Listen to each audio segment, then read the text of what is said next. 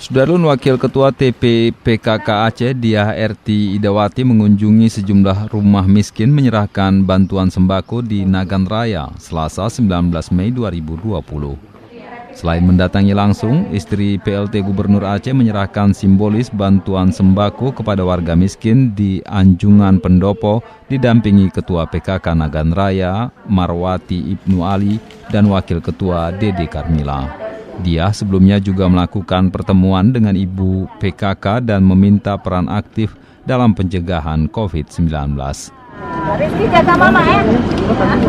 Sekolah. Kenapa? Dalam kunjungan itu, istri PLT Gubernur juga menyerahkan APD, masker, dan rapid test untuk RSUD Sultan Iskandar Muda, Nagan Raya.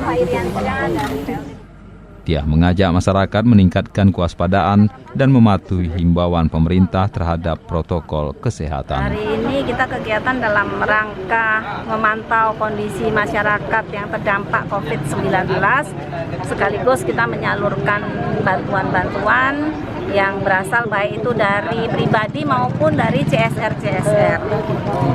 Ada penegasan nggak Bu pada masyarakat Aceh Bu? Ini kan masih ada daerah COVID kita Bu.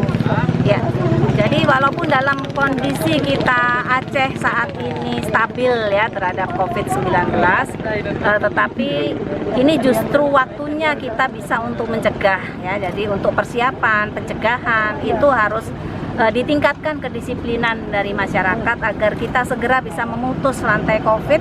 Kalau cepat kita memutus rantai COVID, kita nantinya bisa segera beraktivitas kembali seperti sedia kala. Dari Sukamakmur, Rizwan, Serambion TV. Iya, Mak, ya. Sehat-sehat yang penting semangat.